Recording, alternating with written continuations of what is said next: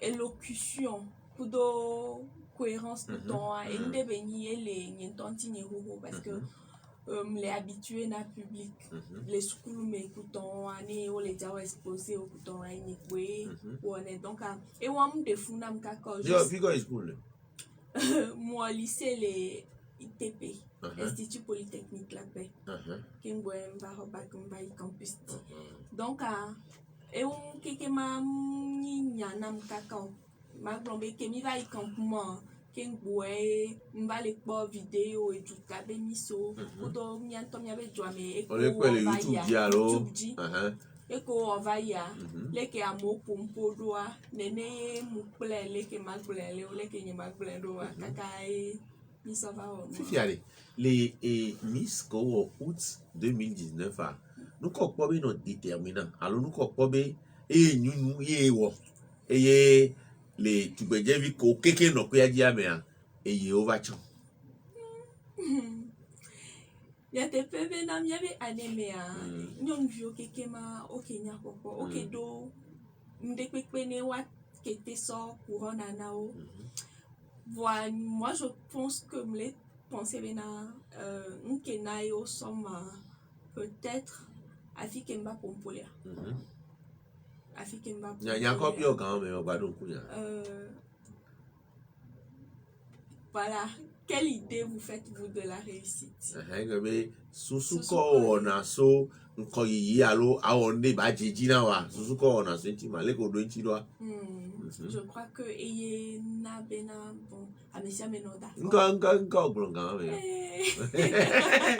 ne dia ne trobio nya mi na ni no problem me de eyin ko la gbe me alo nu jeji ne la gbe me réussir la gbe me a nu ko la so po be réussir la gbe ma ne trobio nya wa vive si gbe eyin président du jury ale e ya ko la so de déjà ne wa blombe na bon personnellement ne ma blombe na nyam réussir c'est d'abord les étagonyeme les étagonyeme fa nem temla ni en même temps loin fafadea kengboy ne nyem la fide wa amesia melano blombe nyem leo mle hia moi parce que o les pobe valeur de la signer ma blombe en ce moment va y me voir monde même si amero pone bena à réussir à peut-être à porter à nous regarder mais à comprendre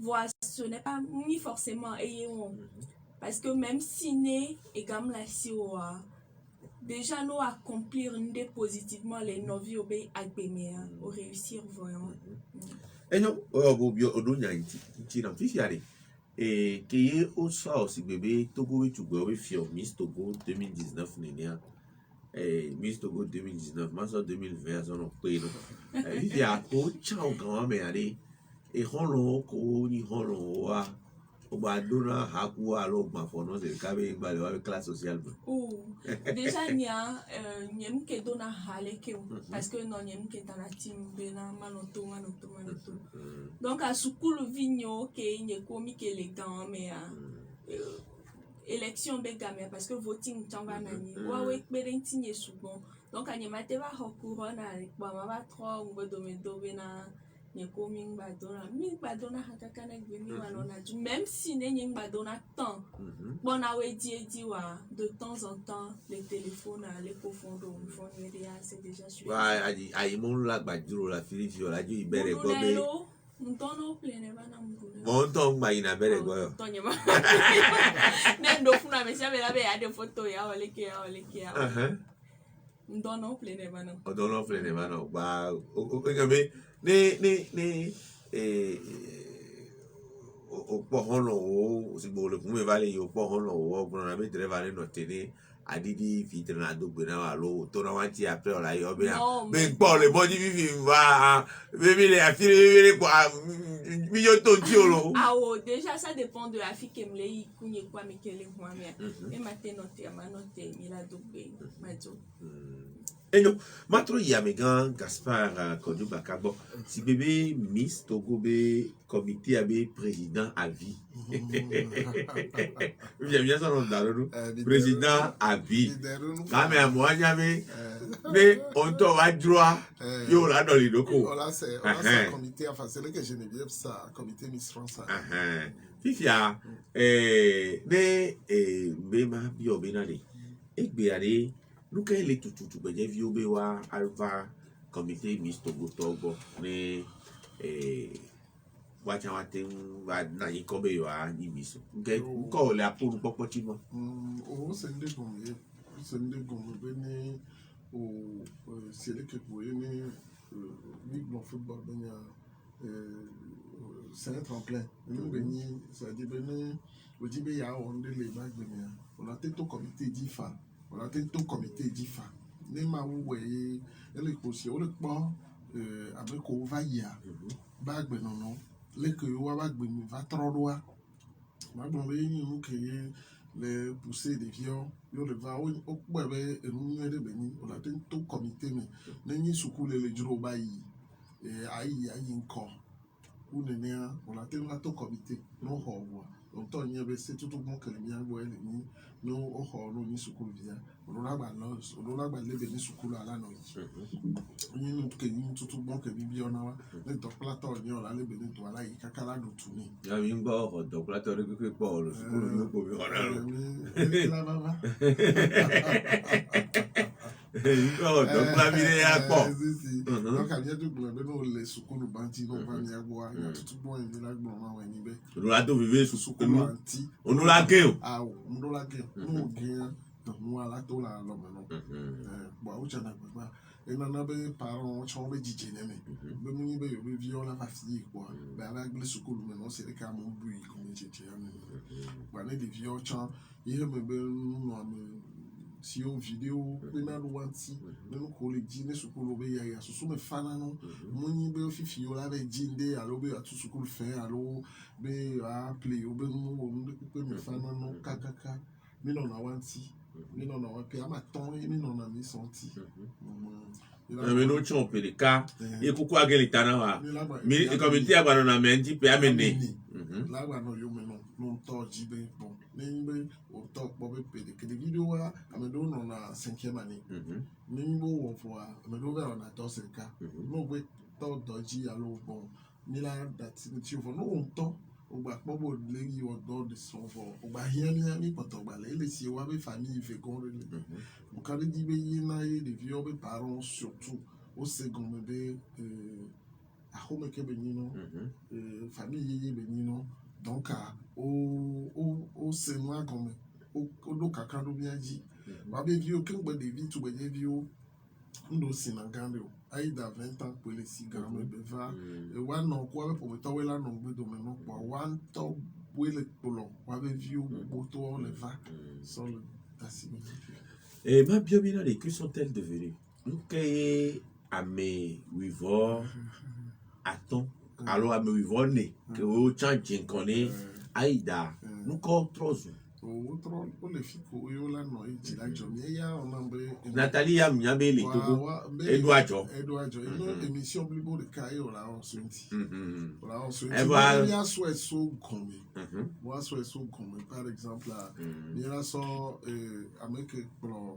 avec vague boy aida va et ni shabatwa et elle ouais doctorat à Paris non gbe dominer gbogbo de le doctorat de le master de aller ISDI le fille mais oui ne boss mais ouais le fille kaka jo mi on toke ba ISDI le ni amegan si me be sukulu ke be do la ti ku me droit avec fond le master de aller mi on toke ba pe be ti kaka e be jo yi fille que be le ouais be doctorat et so de 4 pour bon et mi non na kami le jima me here le problème là on est là e wa yo me eni me ko balbina lo Cornelia ya trans au test de l'air yon to no yo me ni so e roda wala ayame hu me vivi le yo le bobo que be to le be mandame yon to so roda Dakar be be wo e be formation de test de l'air voilà le test de l'air il bon va moi aska il test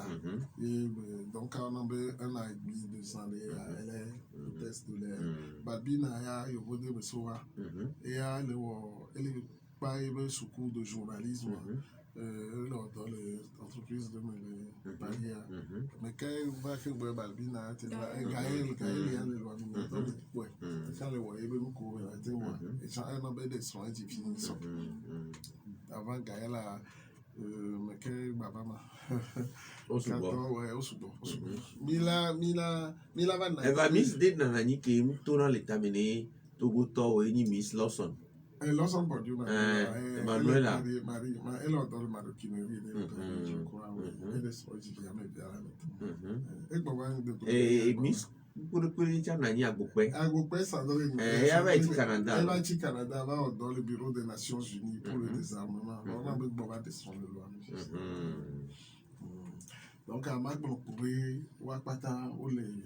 Wapata keke muba yona mapana Sandrine yona kado me lava Edwige bada kucha Edwige ya le loi elle est loin elle est dans le move à home benino wa maglo be Wapata Edwige ya 2006 à Eva de Icon Togo 2004 ah ouais 2006 à Miss Mondial voilà tout à fait wa maglo be nyabe Miss Wapata kafla maou donc il y a des gens qui n'ont pas de vieux il y a notre les power nina et glutune na ina fierté na abe Baka Gaspard Kodjoa et ndeni Togo ele ndeni mudwa ya gbalo mudfa on connaît aussi faille ne fo mais ya gbalo pour 50 years de calme parce que mion est que Covid benya va mion est décidé venir yawe donc il y avait tout pour le ben nous ko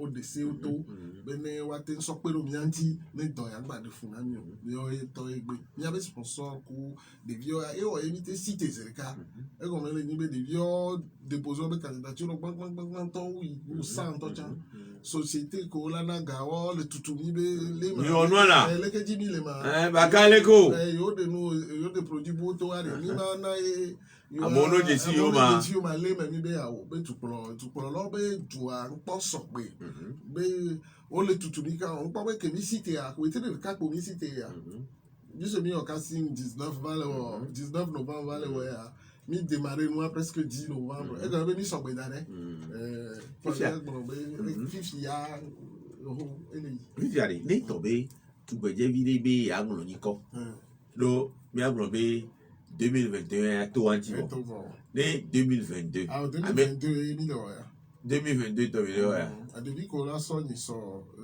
samedi ya et là on est civil 22 ya pata c'est qu'on est le France pour Gabon donc à demi là baba ouais bien là ouais décembre certainement pour bien décembre 2022 oui aso yi ne ministre 2023 si ya tukanamlo na me ko ejibe wa ayi le peke gbana me ale et condition na me la na nkoa no me ke o me biro la no gbo la na yi tout gbo do la ni Togo to et ni toi Togo oui 228 et là dit 1m60 1m70 ah c'est français gbe yo wo gbe na de son ma divi po Madison.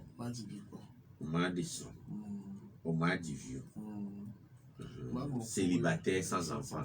Et sans engagement. Sans enfant et sans engagement. Et odo asen katoria. No do asen katoria. Mo magma fone over mi kuli la me la se gon be. E do la lo. Yo la il mo e gon me ni no be so wa. Ni mi va prendre décision de que la va be a tromper e bien me dese. Donc il y a de la no andame. Olola no andame. Ngome zirika. Mimi ola be. Mi ni kaba. Wa ya ko be nyawo nyi njibe manya na melele ya lo mo. Ya que me yego be soja do be ni. Soja do sans coup donc. À la guerre comme à la guerre. De vioa nous be ni secouer na to ba me bien bon problème il dit amener de dit et do esprit de sacrifice vous savez bon les et si n'a te cassé gamin et on a que là on va y avoir des vies de 20 ans pour combien de nous dit pas mal pour voyer ton dia dit toi et moi me faire la vie et on est balé dit pas que ouais toi je maman que bataille na rede dit que ah bah et quand va au béton fa et obé améalola itogovi et be didi me dola no mettre les 4 cm à blandremo et là c'est français be nyueri mudola de son mudola divio et mudola adon cadeau chakwa merecha be soa ni soa kiti ale ne tobe et tu be devio la vanne ni ale homa ka o so do na sivano et homa ko comme cité là voilà avec carte d'identité sukulu kebele ya mina trop de vidéos qu'on a sur le site ici allo ku tu me vini be uma nationalité mais amdo nationalité ah uma bon ni ma mi la nationalité la carte d'identité la DJ bon mi on DJ nek bon là so là il y sukulu avec vérifier pour uma que so bana ni ade le vérifier voir encore lui a et bureau numéro 2 millions de les gendarmerie au piam ton service do le vérifier ne piam on vérifier pourquoi on a déposé candidature au voilà jo nous jo ani vérifier voilà validé il y a les et moi be zonzo me ali et ni tombé des vidéos va na niko et be parents et be dilo wa se quoi be baka ya be befume no a le di be vidéo Nebe ya va retirer les vieux romans. On est des vieux 18 ans quoi, mon droit. Par mon droit, mais on va et jopo peut-être zélicade comme dit. L'homme c'est même il va moins yo. Va voilà, voir mi démener et c'est comme des vieilles chants. Des vieilles. Et comme les mi défominer. Mi et be parents be nya noeme. Et comme les des vieux mu biegbe. On le sait comme mu biegbe mu de noix comme nos parents mu c'est noix comme nous les quand on be cité quoi et be blanc pour noir de quoi et be ba toi be non et chan et la quoi mais que blanc ni dégomminer quoi et ton non et noya de gbe wa to ya mu nyo nu yo ma on a mo le godo na mi ale quoi bon mi blanc c'est mais et va e be nya no me vivia avec Gaspard et Baka si vous voulez qu'il y ait des Miss Togo et nous les liens, les vieux dans la colonie quoi aller, autant à faire. Ah bien de quand on va, mais on tourne c'est, mais on tourne en Amérique quoi. Même des vidéos on touche. Nous qui on tourne les Miss Togo mais peut-être j'en ai dit là moi, non pas va nous baguer. On l'a plané à. Et que bien pour standing là trop. Et même sukulu be ayo, bo semla si o, kamla si o, va la vague blanc. Ah, mais on a philanthropie, Jean. On a été avec le diable. On a des sponsors. On a mis mon bénin. Et on a des vidéos à l'on y copo. Bébé, des acclitoations, les doigts, mais comme quoi. Et bon, pourquoi? Mais quand on a dit les schools, mais non, mais. On a dit systématique. On dit bien. Ah. Mi blonde non cho mi blonde non mi bowa mi blonde non be mi va pour me yeye me ne nouvelle famille mi ame blave mi ame oui ne ame a ton pour les garçons ame côté wa de ne be ni wa no mu so mi mu go be mi mu nyon vo ami anya be va pour me yeye me ne de hia me c'est que bi la bi o mi to ku mi na no wa mi po be o ma nde ku be yo ti ami na nya Ifia, amener les vieux minari. Ni tombé, tu vois des vieux vents, on y connaît ni. Et mi honi kono voix. Et comme you on a no kaka, bon, va de la péadi. Et qui mi trona non. Tout bon, il y a les niveaux de mina validé dossier. Mina trop doit, mais à la fois, nous couvrir, les mères. Ne les me voir. Mina va y on va. Ne mi au programme, ne mi be mou laisser payer à menenio. Le laisser payer toi, menenia. Il y a des gens qui sont d'accord pour voir l'homme, mais il y a des gens qui sont régional. Mais voir situé dans une position géographique. Mais oui, ça pas un godano. Voilà, no cara, voilà, no socoré. Ah, no palime, alors là, on l'homme. L'homme, Anthony Foujoua. Mais oui, non, ne voir. Mi non game. Ni wai que mi on est sans, mi non game de, que ame ton ame nede, que boy wala jole tout que jila yi mi bon, mi a bon que amaton.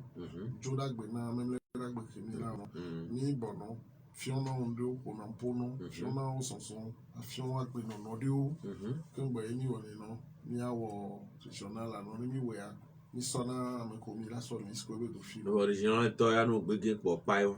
Opa. On ga mi ku mi ku comité mi do nya le pepo. Amedio donc kubi Amedio oh donc kubi o da glonya ba so mi o la ta glonya la Amedio ba ya me ko ba o gba yo nkwa yo ba glonu kejo a o no problem dio que beva nenia nusu benya dio jila ba de funi le yebe tuani o be parent ona nya wa be me gado fun jila do tukara mi tranyado ma jo mi mu abandon je ba do huye ni be yo o je ti ko je ye le ju ego o mu je si o ma ma mia pora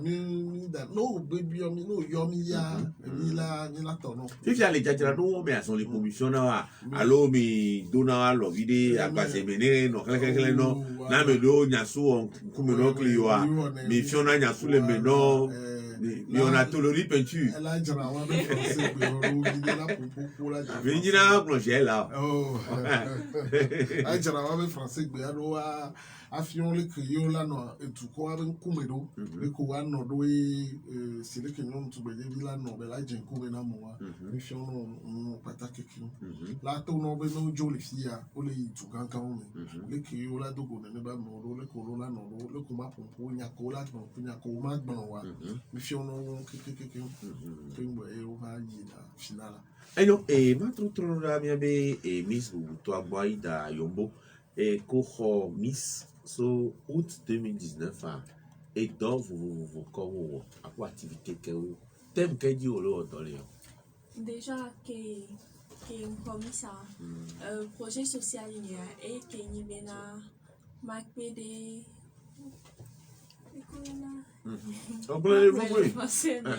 ok, le projet social était l'appui aux personnes atteintes d'infirmité motrice cérébrale. Mais améliore koé kaflan o ma batem zon asite la zon mia bulan ko bena susume et nana bena ebe wabe partie du corps mais maintenant bola te zon donc un projet social a ekeni et moi mi ke doué bena mila ou projet à les phases à mes les 6 premiers mois il y a que ça sensibilisation il y a ça pour parce que ame boboro munya ne bena et dans les leye beni ame lo so ne bena bon voilà et donc ami mi toi dit pepepe so septembre 2019 ken boy covid avava février mars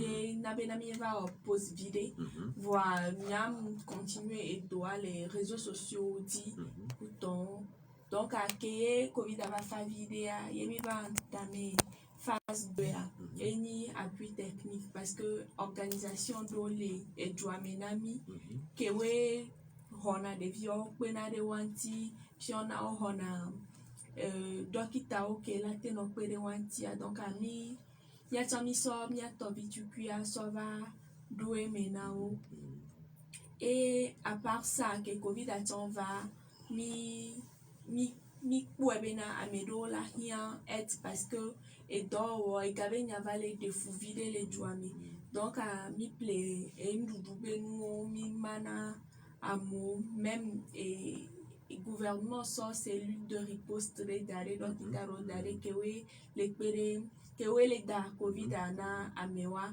donc ami mi so appui financier sort inao mais non sort parce que au dans la covid gratuitement donc pour que mieux les filles les bonbons amour les sensibiliser mais quoi mieux la ça quoi va mieux et j'ai gâché ça Nyanya na mi. Ya to fo kan to be nyanyi nyon na mi.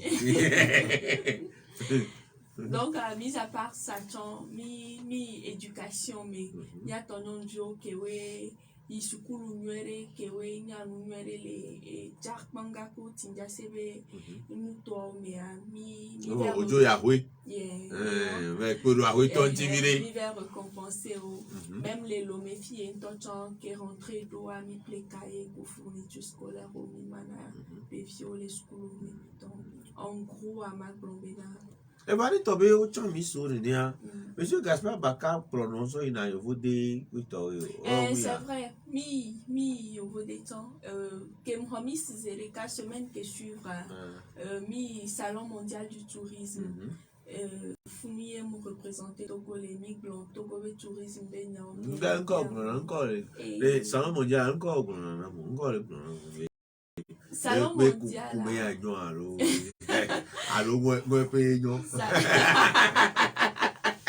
Salon mondial, salon de venir au World d'Arabena et du Okekem Kolava, visiteur Okekem Kolava, à tout touristique auquel est du amena mia sena amu amu la te valava disa ayi akora be yo nu ya chan les filles les kema donc en gros et donc fi ke o blona mo be no va to go la te Togo va filer pekpenyo ok amu munyana amu sonne benano va to gwa palime avec une cascade alors que chaque région doit avoir une particularité donc à mi-vente région quelque il y a un so kara ya qui que jogo bozo Akpema parce que il y avait fête traditionnelle ganto et réunir na tu peux déjà vu on a Akpema tu peux déjà vu ko la lodia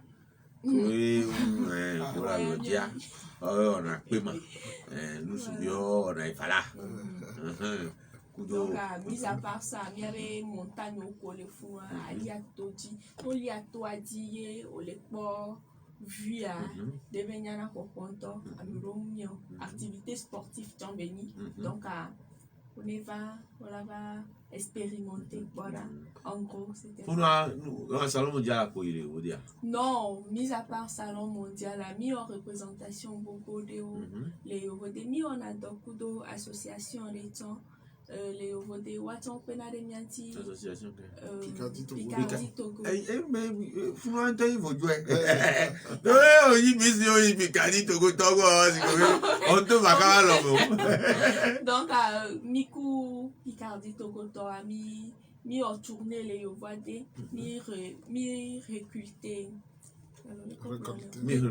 voilà mi récolter donc beaucoup de ok waouh darinania et mi sova mana à les togofier surtout des vieux surtout vieux couton après ça mi va conférence des les ONU les Genève. Oui, Genève, tiens. Suisse, ouais. Suisse, oui, Genève, na et du Japon, il est tiens, Kudo ONG M Afrique de Dr Kodom. Donc, a mis vers conférence sur l'accès aux soins de santé des populations vivant en milieu rural. Il y avait compris, mais les que mon popola soit tu vas si beno les doigts ouais continue donc il tabac pas donc carrément nous mais toi et donc la conférence a mis lancé appel de Genève qui mis bien fond parce que avec beaucoup les copéo mais que oui on les grave que oui rien opération voir et moyen les wa signer wa te continuer wa donna donc a mis lancé appel à mi récolter fonds et mi sauva opération na molé Togo fier plus des centaines de personnes les villages au donc en gros mis à part ça représentation côté sous invitation et na événement gangan et jolly et tout à Miss Côte d'Ivoire, Miss Sénégal, la nuit des mérites, les Belgiques et nous oh il faut nous et puis à qui vous les dit ça non les moi mais les ya non là fion que tu avais Miss Koué pour un peu et voilà et Miss Miss oui. Agbe, ouais. Miss Anna ole di sando. Bisous. Ko enyi so ko da oda de ko kwali tana wa ole du bébé. Oh non, pas du tout. On est maté du VV parce que Monsieur Gaspard a étrange aussi, mais Tom l'a signé. Donc à étrange aussi, mais ton âme néné. Et toi, tu as les moujots, tu as un ton pour les caca. Et toi, Janya. Et toi, tu as donc à me laisser bébé na moujo néné. Même bien de Jabalaki. Fifiali, ma bio nyane et Miss B et kuku abi chonchon pe ameve. Kudo apo sukul be ya bu defuna wa do gbonbe. Et puis tout quoi mais les universités au chan. Et puis on les péton gwa me. Allo Miss Awebe o wa shi o do crédit gbogbo do le gbodo me compter validé. To nya ona. Ok, maintenant, il y a un. Déjà, que mon hobby, ça, quelle est université. Bientôt, il y a le campus de Namo. Hey! On fait y kabo mano wa mo. Teacher of de Namo. Teacher of de Namo comme champion de. Donc, étant il y a équipement major les fous, ne m'availle SGIS. Fouiller mon vato. Oui, monsieur Akak Bobo. Et moi. Fouiller mon travail trop première année dit les fous et les management. Donc, et dit vu que SGIS à école privée, en plus ton fou noir crédit ben yam les au validé quoi. Allons-y quoi. Donc fou tant qu'on y avait na miss minia watan les tutu waleke amérique que me les dit ma gain allo ma tieme. Donc na bena et ton y attend les mots domaine waleke kaka ekbea pas deuxième année donc à déjà troisième année de licence et puis fiale à pour projet d'avenir régner encore dit yamani maglen kubena neng ba fifia et nous veve toi ni bena ma continuer sukula et rodé to ya ona la les po no le ku you know wa yowode o di no ko licence ya gbodo la yowode ayo master 1 master 2 doctoral milaglen Monsieur Gaspard ka nous le ko milaglen le ke magbe we do fo ila we c'est-à-dire que o joli comptabilité va au management no les départements facé gbea et management gbea parler chanle bon oui ressources humaines chanle ko da doli et filière aller et non budget pas du tout et non ya amere benia muni beta na team bobena wonke trop lo voa et nous ke dodinama et benare tinye benama wenwere et ya tutu banque be bioma oblena baka et mbebe emblene ebele keu ya via ville ko nyine no vignon no vikireka yo nyine no oblene baka oblene baka que mbebe bon problème lo lekele ke mde commune quoi et bon wana mala marche enyo mili nyawo na siari ma troppo no vi en esto bo ma Monsieur Guillaume portable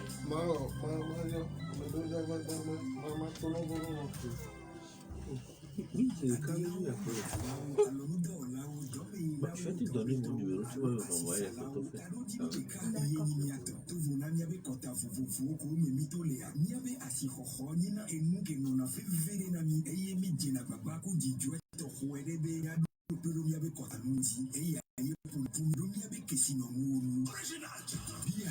Akonka kede nyabe demo na optiona Jama 228 et dona nous c'est à dodo et 6% d'alcool yeleme Jama 228 que me blema Jama obenu na tokwe olea et kudo ubo et on sous clip de calme me ole c'est la fille de mira tonto no ayale to yi mato comme ça il faut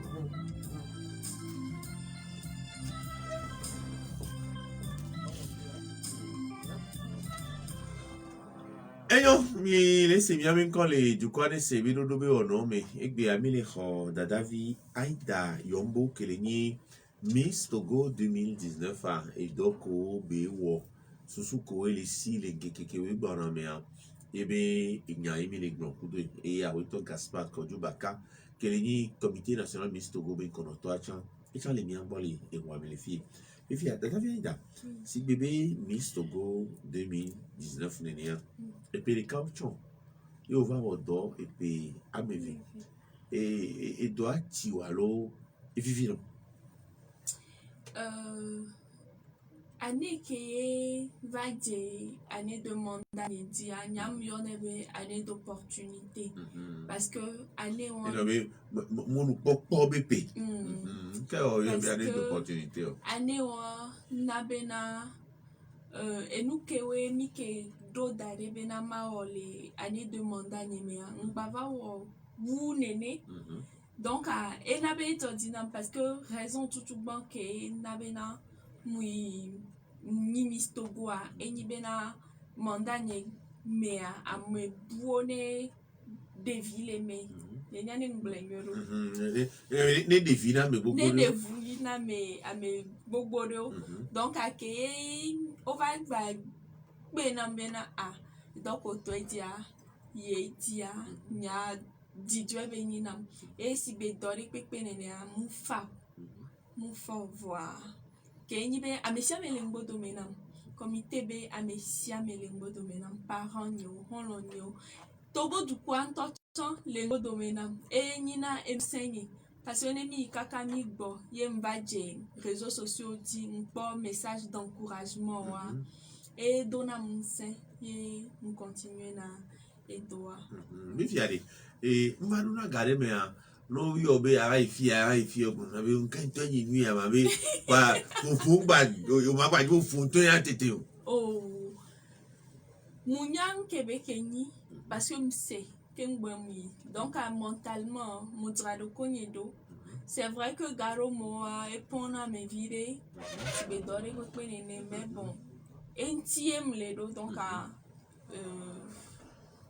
et ignorer fifiare et tu peux des vidéos gogo na on la grombe obe et Aïda Yombo et yoji be awa po wa no va la be ambe o latin coach yo le ke o kaka wa ni Miss Togo a o ma fiomia o ma ado adam na mi ko to a ame gbogboro bionam plus les réseaux sociaux dit leke muodo leke mledo nyanya de kafoe nglona nao enyi bena nke omniwa mba osibo nyine no onto nke onia ebe nui olao leke ole sentir droit neni olao nuo et aceto mucho fifiare jabe ke o da chon Miss Togo a o ko na bo wa du de ko nu bewe ewe ko nu gan enonye veju mebewe kamu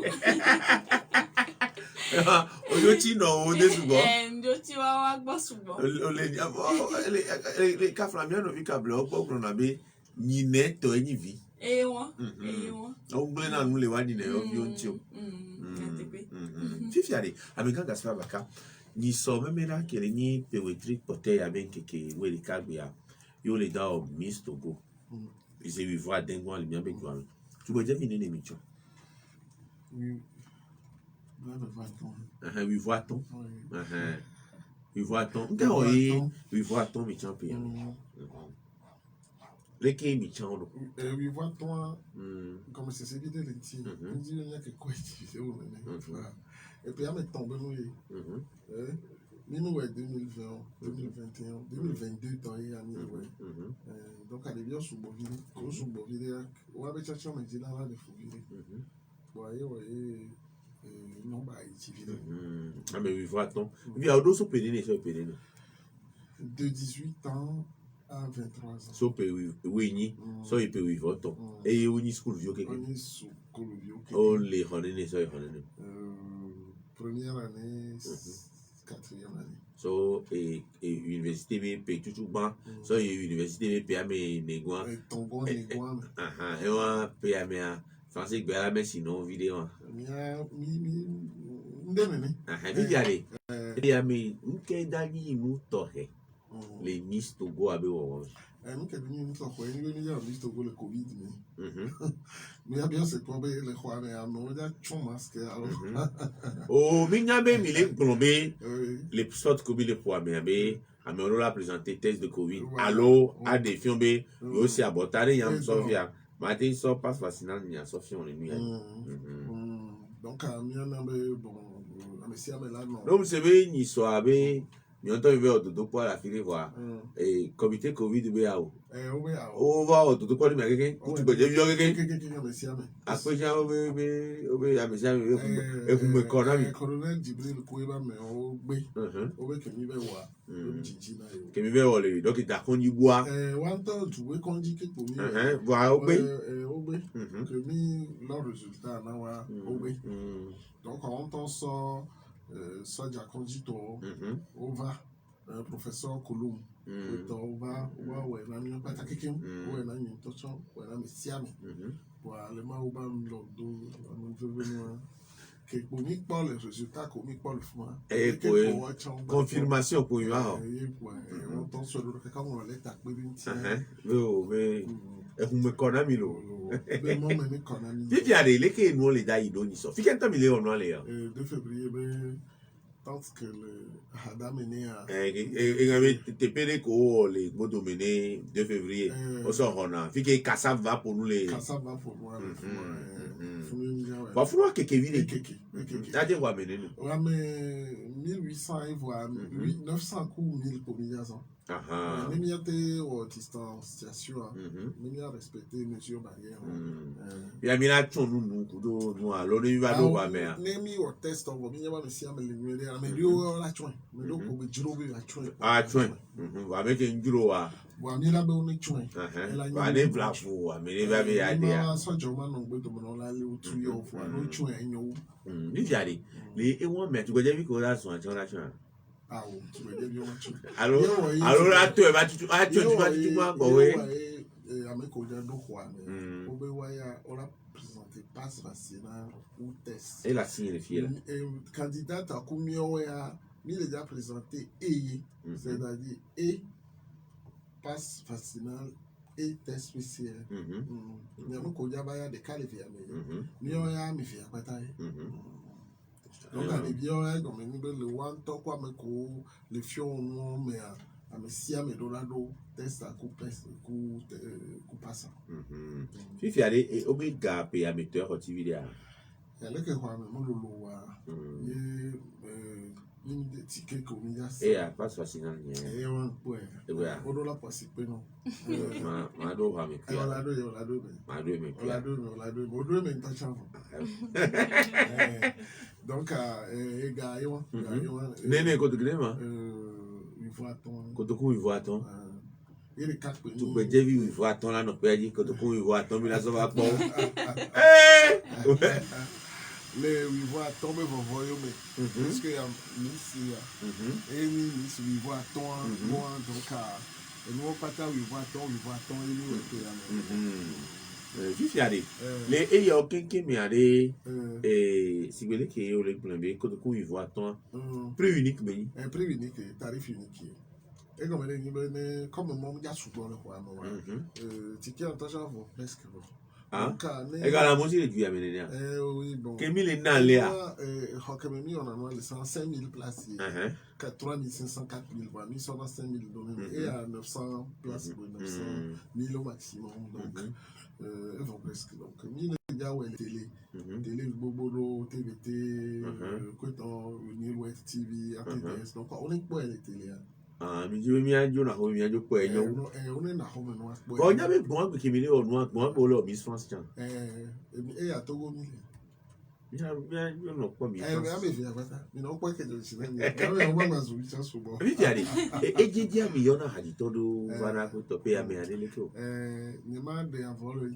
gbon nya mi ase la o be mi ajo po no la o be ba mi ma gbajo nya me ko mi la ajo po a e mo la yan mi o contrat de ovo ko mi la gba o pe e ko haji to ko mi mo lo bo wa nkan Ojo blomé. Monsieur Gaspard Baka. Mille nyone lo. Voilà. Mille onu ya bibi aye obide. On a Togo Tobe Hadito, Kola, Pewa, Patake, le Togo, le Fia Oleme. O pe ni on pouvait Hadito de la Guaté, Pewa, de Pewa, le Togo, le Fia. O Oleme. Quand vous Aïe, non. Quand on vient, tu qui le fico? le comité, le 2 février. 2 février, nous, quoi. On l'a appelé. Puis il y en a des plétiqués avant ça, et passe vaccinal la nation. On sort, et PCR négatif à la nation. On l'a tout le temps. Nous trouvons que nous avons remboursé. Non, mais on sorti qui a né plétiqué à.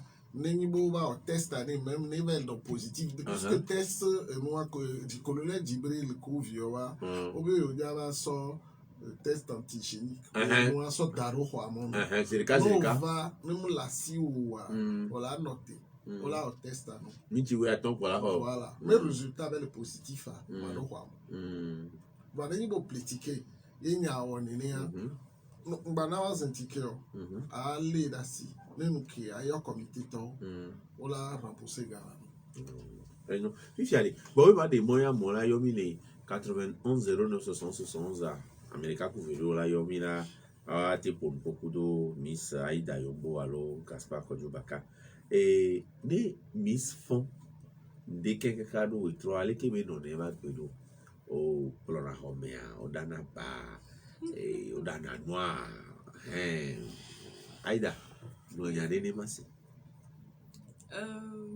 Enye kunonye la homi moi comité Moukaya wana oui pas dans les coupés enye ku enonye la homi donc nem fond yenye modo ne matetati enonye la bobola pro homi alo la va do banama alo la va dan nambe matu donc c'est clair bena no fois et à home do kewe jebenyon bilawa ola we koni mission wa bien sûr kengboe et préoccupation kewe le hegena wa ayi puis fiari et Miss Aïda disque dans la gueule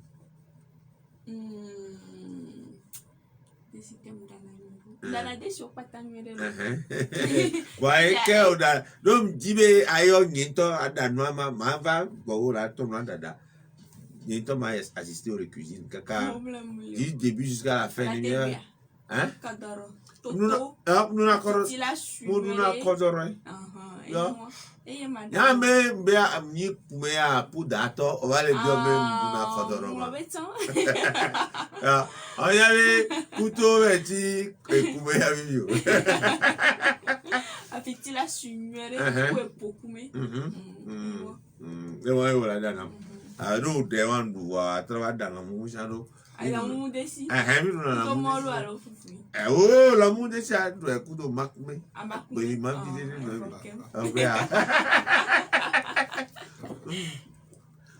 ayo e ona me amo to kamedodo bien des mots allô allô oui bonjour pastor direction TV anya kembe madio tout le monde donné nya fait Gaspard de Misa nya kembe madio nya fait Gaspard tu peux carrément katna nous vivons pas banaziale kwame mais il a beaucoup là donc il était bien déjà dit on doit aller nous pouvons déjà pour le fouler o ja ti o derrière alors là va pe qui pour la pour on va bien nema après eyon ela don chino matin bien ya kanyo dia o te bien fa daga njiba bien se be ndé pe me avantage la photo nous on neme parce que ma bisare no bo ne ba trop pe o ki on ba on sio on ne ba trop pe amede voilà loin après eyon ma dasi Aïda ba do nyanti jujuma on nous voir nos opportunités mais ava trop imi sake ne atro hobbies to go 2022 ola ima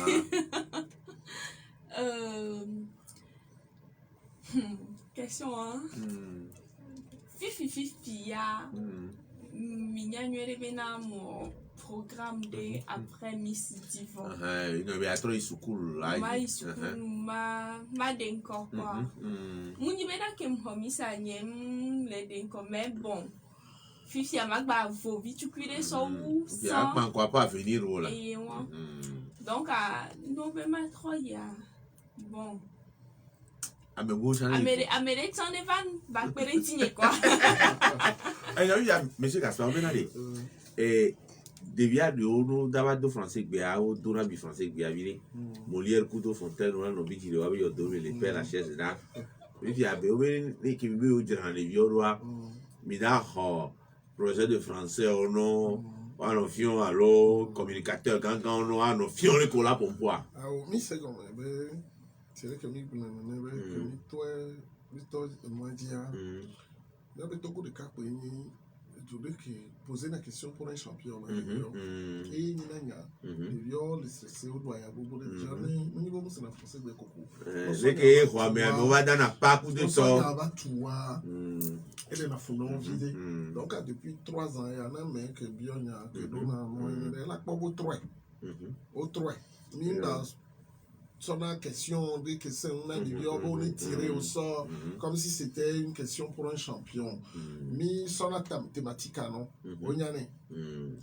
Et Tanya question les da bombolea. On y en est on toro à dosso. On a dosso un petit bombolé. Quand on va na wala quoi be pe am tomber et des viols à l'aise. On est à l'aise. On développer na wa be c'est comme l'objet question par exemple sur la réussite. C'est globalisé, autant on l'a développé. Mais même il est ouais, on 91 09 60 96 61 58 58 en FM, allô? Allô? Oh non, mais Amérique peut me les camoufler, viens aller. Et allô? Oui, bonjour. Bonjour. Amne kuko makogbe ejire mi asenya koda gun anwere ya.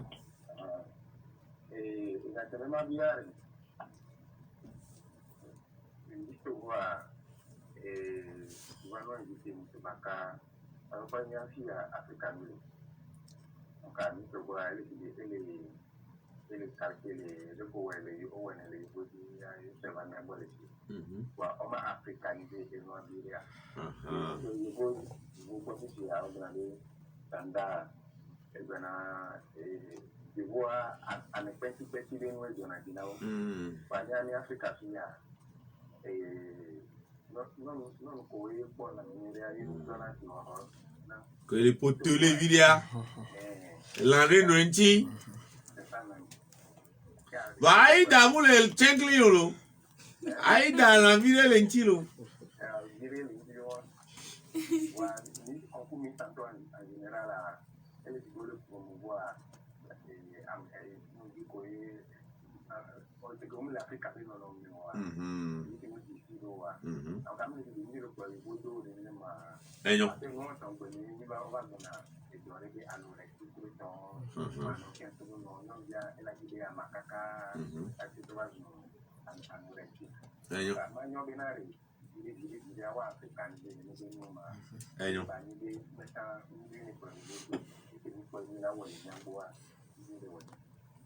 Elle a donné non. Il y a un donc, à le blanc, comme il tombe, moi, dire, il y a une promotion du patrimoine culturel. Et là, pour venir, il y a une élection à Lévion, mais on a danse traditionnelle. Il est obligé, non, il y a un tout. Ouais, nous, akpala nous a dit si on a tout, mais il faut soigner, nous sommes ici avant. Voilà, que ben, il y a bien. Mais, mi matin, vous avez des critères africains, puisque les vieux, nous, on sent les filles, on a des concours, les tout beaux, mais et je reviens à c'est des le fou Miss Monde, les Miss Univers, les Miss Internationales. Non, il y a, non, il faut nous voir. Au mouton, on va la boîte, on a wara, on a wara là. On donne à wabe mensuration officielle. Nous voilà deux, mais alors, et je reviens dire les Chine, alors, moi Singapour, mademoiselle Savadogo. Midou et l'autre, on y concours. puisque non mi Africa be no nu e be akota va ipin ni bi de e ba limit ma ke bi de mte o konkuro e do tu ame o test abi oni a e be po nu le tu ame tro boy on le sait comment donc pa wa yi mu ni be européanisé puisque Nyamunya européanisé alors asiatique alors que bon ou internationalisé ou internationalisé mi anu wa me gbo we voilà puisque nem o mu le nene wa o ma yi de to o ma be pour so to wanti c'est le que mi le dit nene fun ye nya o no ni se nya go me nene wa mi l'obligé wa mi ko be africanisation ke le me yin be de yo du na mi be de ko me we o lo la mission no do la tro yi mi avec tout le plan de pe là va on dans ce 91 09 60 allo 96 61 58 58 on en be no venir de do kamemia ho allo bonjour d'accord les mi fondo ouais fio yo mi le wa yo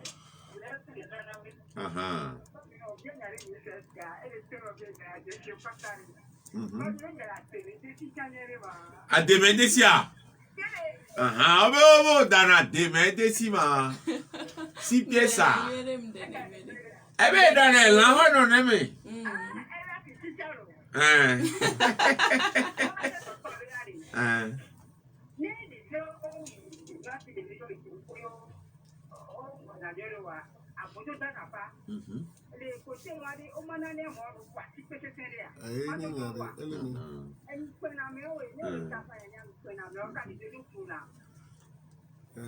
Ayo, d'accord, là non chino.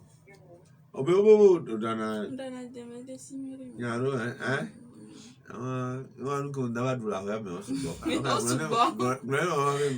Yo. If ya re obi na de bi manyo bi na mo va ne ne ne de bi opo nwa ne de bi ade dagba wa kwasi pe ni wa encourager so wo be wa da paro tare de bi ba ju gba chaka o ma.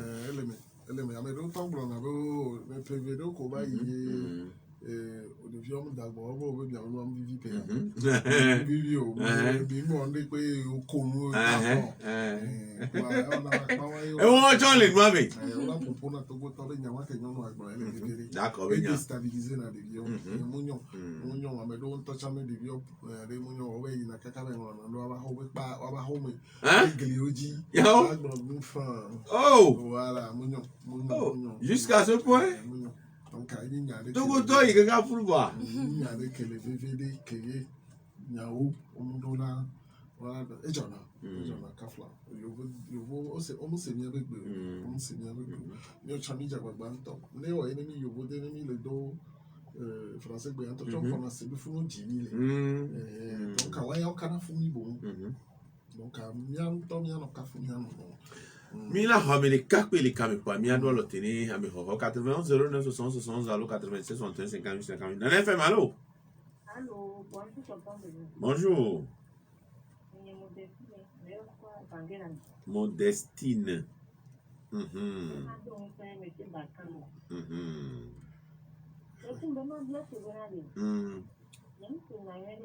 Donc, à nous, il y a des femmes, donc, gâter meilleur mandala, bon, il y a d'autres choses. Eh bien, mandala, décembre 2022. Décembre 2022, on a trop élire à Mebou, qui est là au mandat 2023. On a trop, il y a décembre, on a non élire, mais ça, on a gagné août, mais. Donc, on te dit avril, mais on te dit. Bon, on va se faire août, mais. Il y a décembre, on a non élire, on a non mandat complet, 1 an. Merci beaucoup. Ayo. Allô, monsieur Baka, il y a un allô. Il y a un tout. Il y a parfois trop de temps. Mais ça, il a obligé de prolonger le mandat. Si aïda yombo au PAMV. L'eau peut les cabets au PAMV. Bonus. L'eau mise au mou et le tous les 25 ans. Tous les 25 ans. Agono towe la gbakereji. Lórí 25 ans gbaje. Aïda ve peje bi alors no 47 ans. 47 ans. On a pas besoin que mieux mi la do honto. Yare, ni to be nyade la sio. Do la gbono to go be tu go je vi ware. Do igbe a Au métaux que tu peux dire, les savanes au papa. Elles se vendent moins cher. Elles ne se vendent pas à leur valeur. Les nébés, tu peux dire, il y a quelle sur la grande. Il y a tout le monde qui m'a blanc. Et il y a fifi bé. Les qui montent à les fichiers, on va les cibler sans. Tout le monde. Et nous les évoluer. À $1000 non évoluer là non plan. Et nous deux. Donc, il y a tout le monde. Et il y a Togo venons nous vivre. Mitote pagaille. Et les veuves bena miakpo miabe avenir anti. Ya tote edito dore amebu anti ne miaso réussir. Et n'y a tout bien. Et n'y avait quoi. Et n'y bena. Mianto miawela do valeur na miarokwe. Ya amebu la respecter mi. Donc, allez ko saroko anene ou la pléo. Amere pepe ngba seroko pompon après bava no se plaindre. Et nous tout bon que les eni bena high school odola s'instruire. Non magba isuku la tando a fidewa adi et dode. Now amengba no na ahome sona love so dona tame. Voilà non no tebe amere ala ila gbola so va ne bela go. Amesia me dola no hon fifi. Yihia me le trop. Et miatote suivisme parce que on l'on a woleke et nyone chama pudu mave we et moi et ame gbogboro ya fokume donc suivisme ne noté amesia meku ebe agbebe plan amesia meku do nke ma unglore ba gbentia et to vona ame pototo donc amesia me ne suivre et mort ne les kebela la réussir quoi mais tu peux dire vivre voir ton ko le pas me vivre et le wa me on la choko kune wa domito de cas ni soirée ni akola gnora candidate au quelqu'un la novini candidate wa ngulene na ogbesia pe ni mi peto quoi ngulene na et nous tout bon suivisme aller noter ne amere les on les moude gauche dit et belé nyakboa ne wa moude gauche dit amuni forcément ba nyakbo donc on est ni je sais pas voilà on est no wan to wa rokweme les keye obele sentir noir do quoi on est ouais amo ke wele encadrer wa on est no se wa bébé ne et nous ba ikaba et nous ba inuede et nous de 4 ans que il et ni bena on est non sereine on est profité du moment parce que on l'a déjà dit que ni on mi pas voir que ngwe mi va donner un coup que mi les campements mi te on lui aller connaître que nyama ke wele instant et il n'a kaba donc on est profité du moment c'est ça l'essentiel aventure incroyable béni donc ne au baba na ni 10 ans après on l'a ben chami pas kengwe nemto alo nemto et moi amiga Gaspard Kodjobaka ne to di no to ko le seigneur mi koni to go to ko we o la te va wa miniso to go to ko ma te va wa mo vola pomi le mi abi jiji pe ko mo ji jiji tu se mo di anya ka la gronla o ma gbondo be on doji ro nyanti vere projet ami va ko be tu avec projet mi acteur au premier de e ko po be mi lo we do so nu ko mi vani moi to mi anti no e ke o po be mi lo nyoro wa oni gbe oni da pa se de o te zu mi chafa ne oni gbe se de ni mi atensi no kali ji be no yo gbe le gbe wa be mi le se ne mi ngba ba le mo ji le luinti o chan mi le se o la po mi trona sti ni tv de ke yo mi ngbo lo nyoro po oni gbe se de ke ye mi le wo nyoro ya no po be yo ma gbe no gbe le po mi ngbe le gbe nyare po mi la nya be le yi o wa to jiri mi anti ni so amala yi mere ti la jojo gane le mi la ton wani 21 heures ezanga sirike pepe et quoi kaka ku minute 30 pour ça la bosan grève ku fan quoi minute 30 pour mi pa ndene ne be yani tron donc ku vi que mi la porte qui ole la le comité ministre go ku et comité ministre go mi les séminaires le pouponnier avec fna le coup, comment on appelle, hôtel de février. Nindo numéro de Pipe Nimio 22 réservation 22 0027 0027 ou 99 69 88 98 22 0027 alors 99 69 88 98 c'est ça. No yo quoi. If you make ko yo ari. Nya ka ele asi ono. Ameko yo na ameko amene ko yo. Non mais vewa. On a un ticket d'entrée. Non mais vewa. Voilà d'accord kudo modestina. Voilà le ticket d'entrée. Nous sommes na ko. Aso no no. Ana pagne Miana nous sommes pas unis poas. Alors miana chemise uniwax. Wa nyonu ola ho ticket lo. No wa po. Bi a ticket ga mo la soro do. Ola ho ticket ameve. Ga mo la soro do. On va après-midi. On t'a dit 6 mois.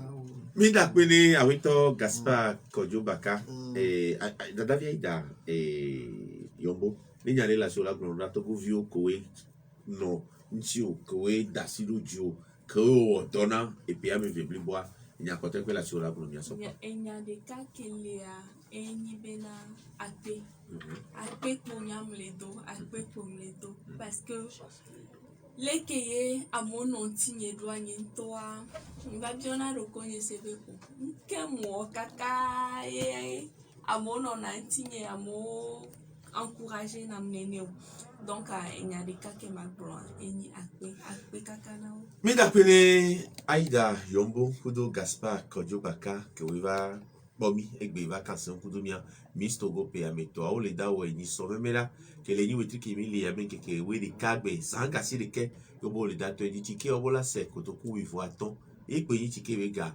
voilà le ticket le 2 février lo allo comité Miss Togo 22 0027 allo 99 69 88 98 quoi mais là tu as réservation al fond million beata Bruno fidèle mais sans koto no vinu su Nestor Bloena mi senkonye il était peu comme il est à Norbert Douadi et na il mi comme le Facebook dit bye bye.